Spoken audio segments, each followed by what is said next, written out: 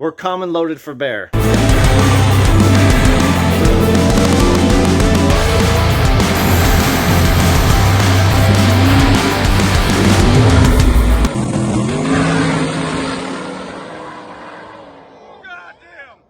Alright, we're starting a new video. I've been thrashing on the Nova. If you guys are new to the channel, I'm just a regular guy. Got 2 kids and a wife. Race. I'm a mechanic. That's what I do for a living. Just learn how to do race car stuff and try to go fast. I race with the West Coast Outlaws, group of no-time racers on the West Coast. Pretty fast. So my car is a twin-turbo Hemi Nova, and it's made with old fuel heads, stuff nobody wants. So today we're going to be finishing up my Hemi. It's been a while. This is a spare because I blew it up and then started accumulating parts. And once you're into Hemi stuff, you just start networking and everyone's got parts and people help you out, and then you end up with some pretty sweet stuff that nobody wants. Old fuel stuff's tough, so eventually I'm going to switch to fathead stuff, but let me show you guys what this is. Here's my super windowed block, my stage 10 KB block. It's got a raised cam. Got this RCD bearing support gear drive on it.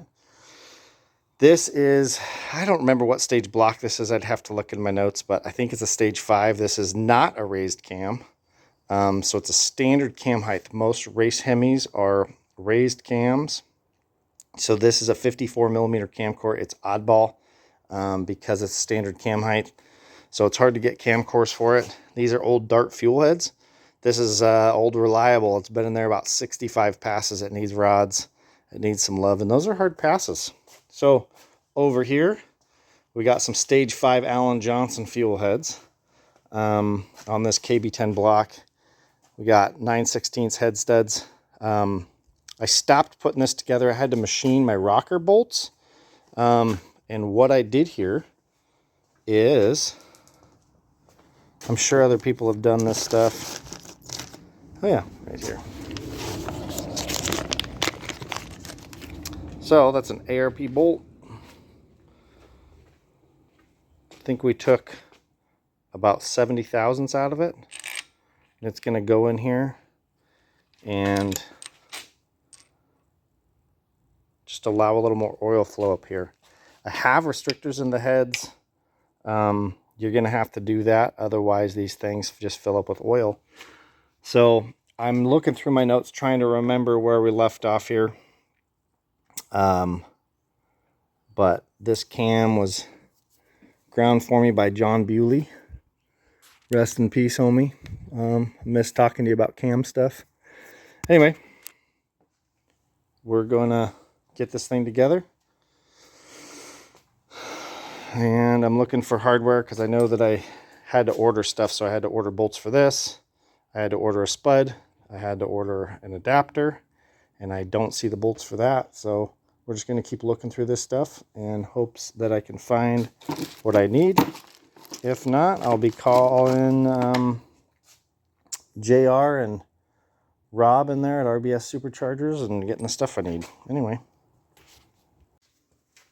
Alright, so first part of this Hemi segment that we're going to do is, this is a new to us RCD dry sump dual stage oil pump. This thing is the baddest thing. RCD makes the nicest stuff on planet Earth. Their gear drives, all their stuff is top notch. They're on most of ProLine stuff. And over here we got Poorline, so note all the windows. But we don't know much about this pump, so I've been into these a few times. The first thing I did was I pulled this piston out, and I wanted to check out the spring and the shim pack. You can put washers, grade 8 washers behind this thing and get more oil pressure. And it's super easy. It's just an inch socket and you're into this thing. You don't like your Hemi's oil pressure, just put a washer in here. These plugs aren't that friendly to get back in here because the spring's a little stiff. But these things are bad. They will eat lifters. Like lifter parts will go right through these pumps. And I bought a bunch of spare parts because I didn't know anything about them. and only to find that you don't really ever have to touch them. So the old motor, that is a pump that I bought, and this one was a smoking deal on Facebook.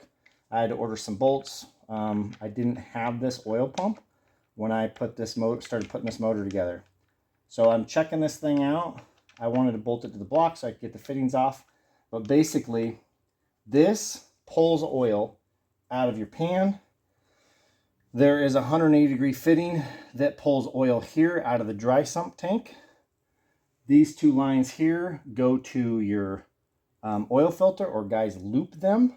And then this fitting right here, so oil kind of crosses in here and goes back to the tank. So picks it from the oil pan, puts it in the tank, takes it from the tank, make your oil pressure, filter, all that jazz. So it's very, very simple, and they are bulletproof. So checking this thing out, I need to order a fitting for it. It came with this sweet thing, and that's not going back on there. So I'm going to tighten these up. This is already torqued down. 25 foot-pounds on that deal. And yeah.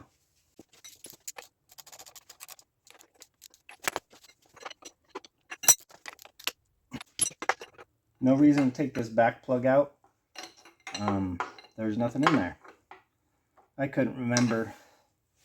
And I wanted to be thorough.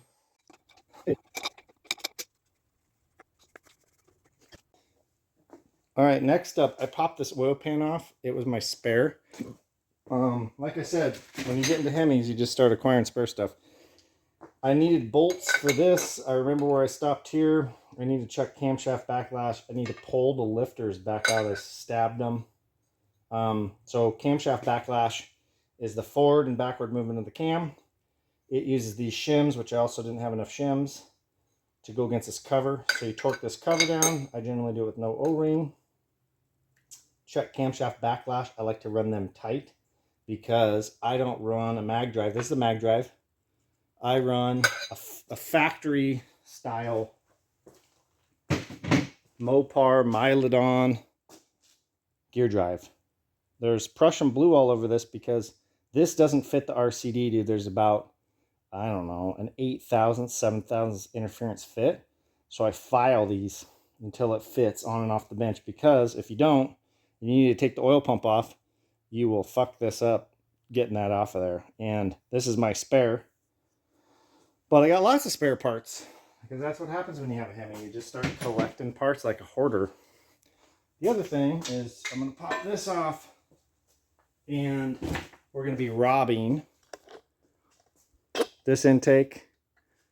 What I also want to do is check these. There's quite the gap on these, because these are just a different cylinder head than the other one. So I'm hoping I could come in here and modify these like I did on this other motor, which is going to take a little bit of work. But these are I'm gonna hopefully drill, maybe put some screws in. I don't know what I'm gonna do yet. I'm gonna cut these down, and these hold. This is like the best thing I did on my other KB block. These hold a foam strip here, and this prevents the boosties from shitting it out. And then you can just punch that thing down on there. So these will take a little bit of work to do, but worth it for sure. Worth it, man. Yeah. And if I need to cut and modify that, that's just what I need to do. So yippers. So that's the update. We're gonna get studs in here. Intake O-rings rolling in here. Get my intake on here, or try to just set it on here and see what we got for a gap. Modify these things 5,000 times probably. Get them on here. We'll probably do our camshaft backlash first, and then I'm going to wait to put the oil pan on, because my luck is if I'm messing around in here, I'll drop something down in the pan. So if I don't, I won't drop anything. If I do, I'll drop everything down in there.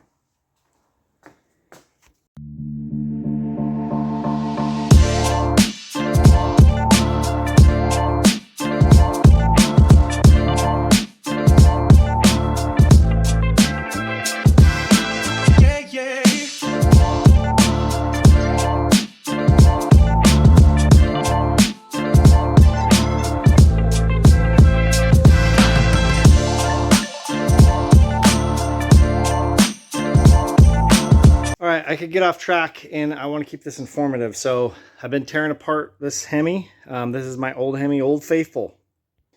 All right, so these are old fuel heads. Nobody wants these things. They have massive ports. They have, these are fuel head injector nozzle locations for nitro. And then the fuel rail generally runs through here. You can see these custom block offs. I didn't know what I know now, but anyway. These holes are for extra head studs that this block doesn't have because it's old. And I machined some aluminum dowels to go in there, and I gooped those up. And that's kind of what I do. But this is an old KB solid block, stage 5. And for those of you that don't know much about Hemis, or maybe have never seen inside one, these are old fuel parts. They use pretty much a factory valve cover.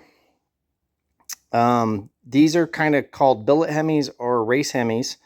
This does not have a raised cam. It has a standard cam height. And this is a dual plug head. This is an old Dart fuel head. And stage 5 rockers are pretty badass. But anyway, has some good parts in it.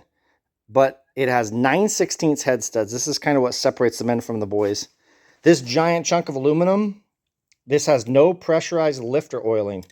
And these are inch link bar lifters.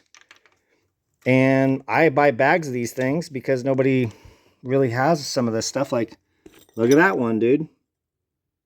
2001. You know, nobody wants this stuff. So I built my Hemis on the cheap, and eventually they're going to get a fat head. And what's the difference? Well, the port's way different. The chamber's way different. It gets hard to make compression. So these are a fat head. And the chamber's way smaller, like half. It's like 100 cc's, and those are like 175, and my other motor's 195.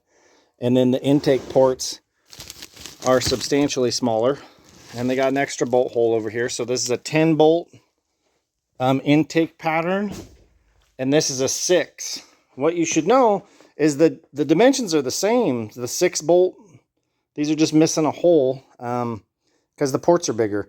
The intakes do not interchange. But anyway, this thing has a lot of passes on it, and I'm going to mark these push rods and put them in a bag. I WD-40'd the intake and exhaust ports to just coat everything. Titanium's not really going to rust, but titanium intake and exhaust valves in this motor. But I want to get the cylinder nice and lubed up, and I sprayed some down the spark plug hole with a little funnel, and I'm just going to turn this thing over. My goal is I'm going to put some other valve covers that I got, just some cheapies.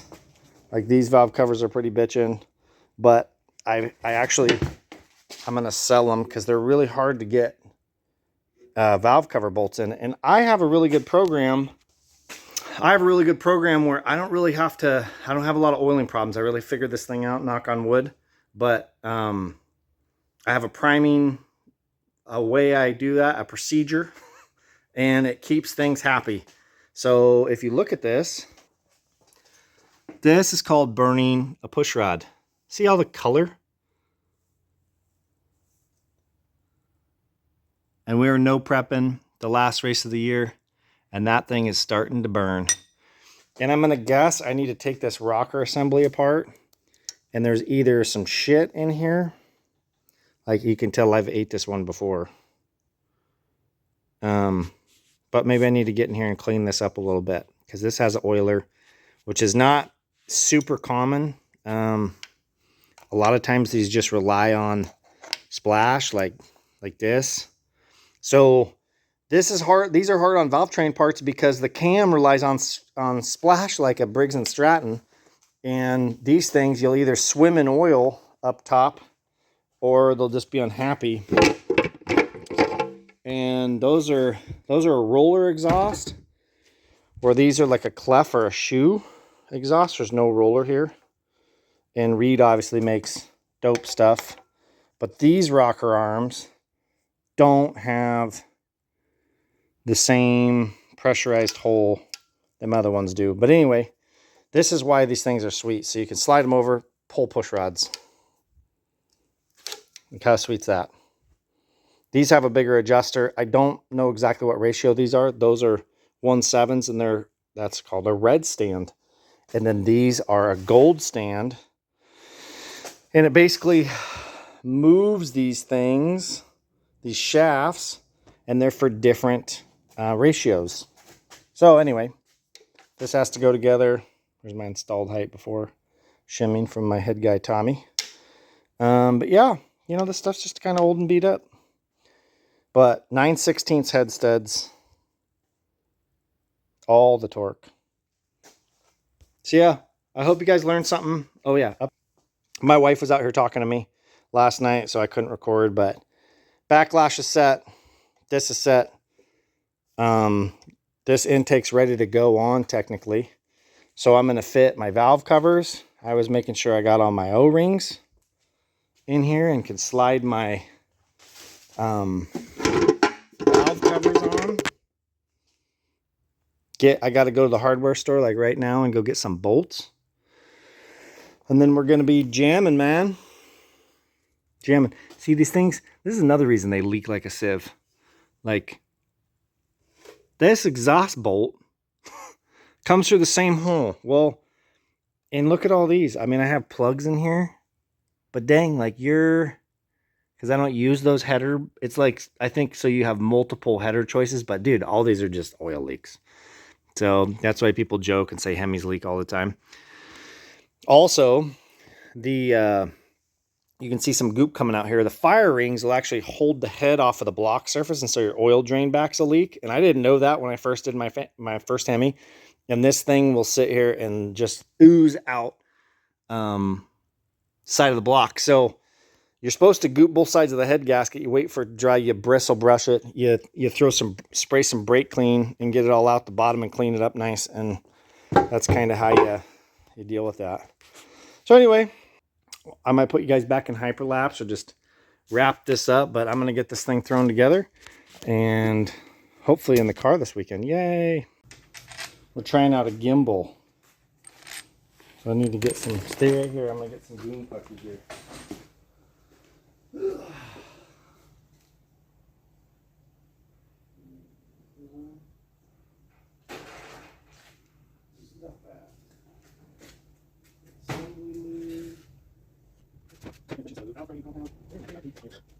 This is when you know you put some motors together. You got to buy the big jug. Yeah.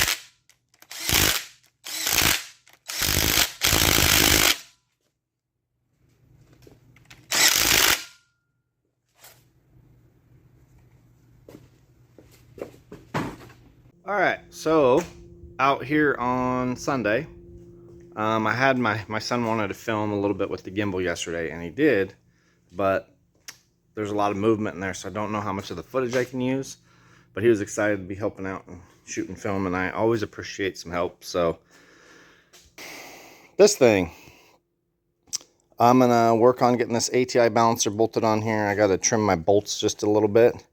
And then I'd like to goon pucky my China rails and throw my push rods in.